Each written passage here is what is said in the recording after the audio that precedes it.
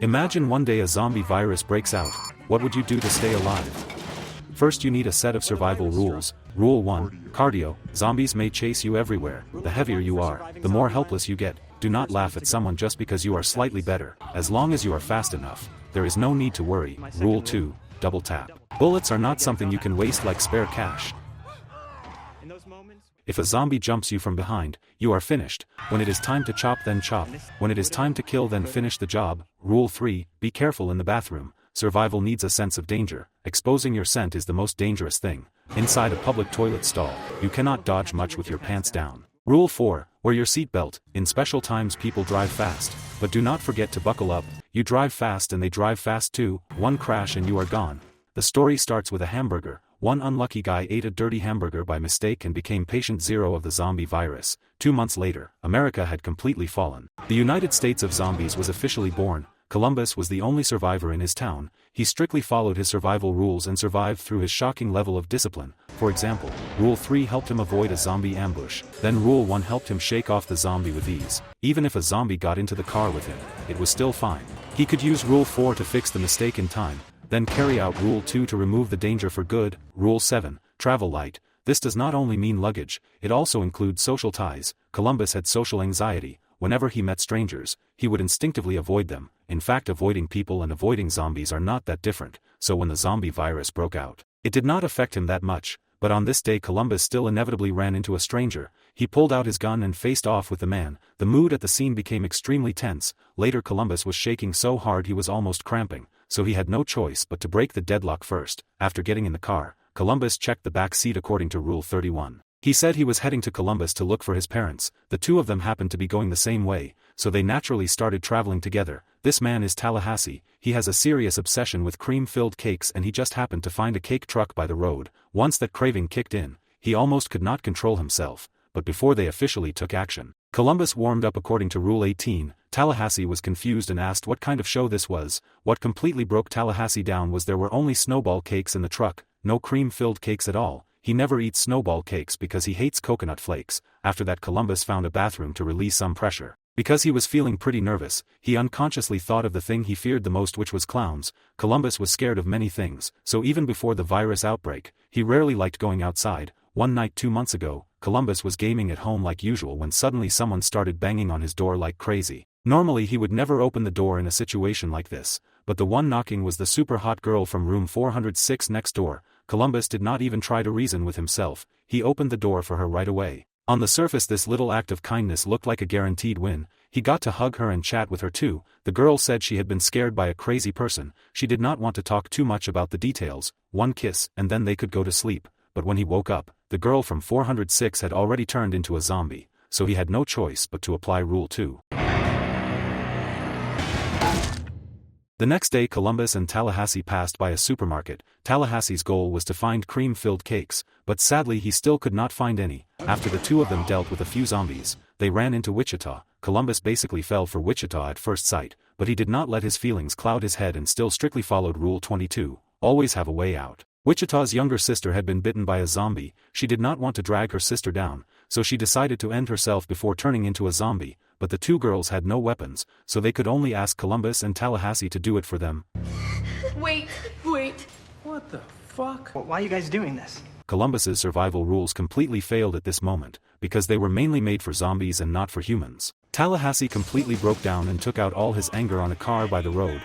He even twisted the little glass cover, but as the saying goes, when luck hits bottom, it starts to turn around. The two of them accidentally found a Hummer. The car was new, the tank was full and it even came with weapons and ammo. Who would have thought they had just been scammed one moment and then turned bad luck into good luck the next?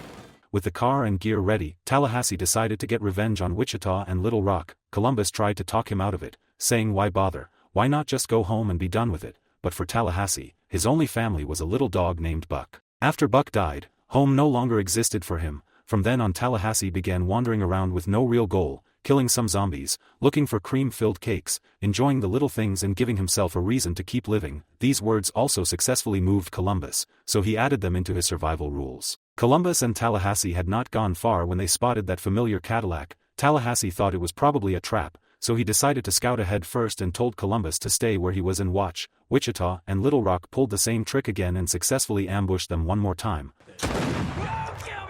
Wichita and Little Rock were professional con artists. Their most common trick was the diamond ring scam. The setup was very simple. Wichita pretended she had lost an expensive diamond ring, then asked the target to mail it back after finding it and promised to give them a reward. Then Little Rock would pick up the ring first and sell it to the target at a lower price, but in reality this was not a real diamond ring at all. In the wholesale market they were sold by the pound. While the sisters were not paying attention, Tallahassee snatched the shotgun from Little Rock's hands, but clearly the two sides could not really fight, because the four of them never had any deep hatred and there was no need to tear each other apart. After this, Wichita accidentally revealed a piece of news. She said Columbus had completely fallen and there was not a single living person left. When Columbus heard this he froze, because that meant his parents could not possibly be alive either. His only hope was cut off just like that. As for Columbus's original plan, he wanted to go there himself and confirm whether his parents were still alive. Wichita stopped the car for him at the fork in the road, but after hesitating for a moment, Columbus changed his mind. Then the four of them passed by a grocery store. Tallahassee asked who should go in first. Columbus wanted to show some courage in front of Wichita,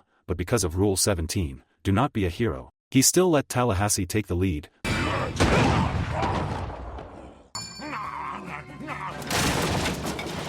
The four of them smashed things freely inside the grocery store, following the new Rule 32 and let themselves relax for a short while. During this process they also built a basic trust with each other. Columbus and Tallahassee followed the sisters to Los Angeles, because Little Rock had heard that Pacific Playland was a safe place. Even though it sounded a little ridiculous, the other three still wanted to help her make this wish come true. Now that they had arrived in Los Angeles, they obviously had to visit Beverly Hills. Tallahassee carefully picked out a luxury mansion, planning to enjoy a few good days there. The owner of this mansion was originally the famous movie star Bill Murray. Tallahassee was a huge fan of his before the outbreak. Bill Murray turned into a zombie, but it turned out he was not dead at all. He had disguised himself as a zombie and blended into the zombie crowd. Not only did he survive successfully, he even went outside for a stroll from time to time. Then everyone copied a classic scene from one of Bill Murray's early hits, Ghostbusters. Later they still felt it was not enough fun, so they asked Bill to keep pretending to be a zombie and scare Columbus and Little Rock.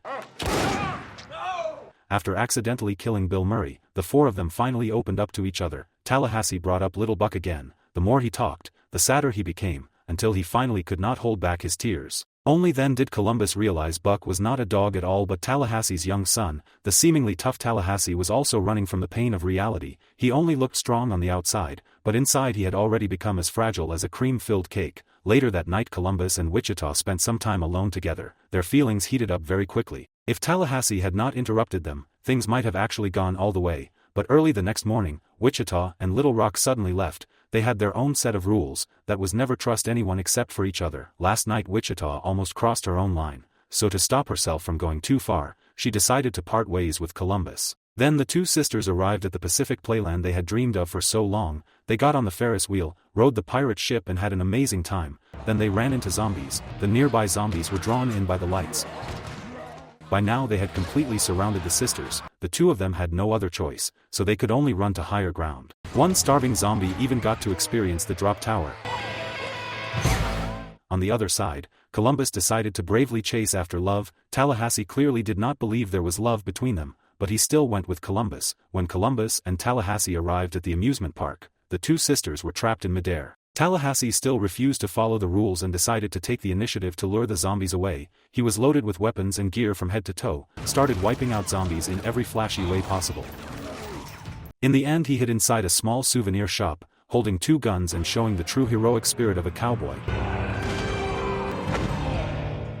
At the same time Columbus faced a huge challenge. As he got close to the drop tower, he ran into the thing he feared most, a clown zombie. This was the first time Columbus chose to break his survival rules on purpose. He was going to be a hero for once.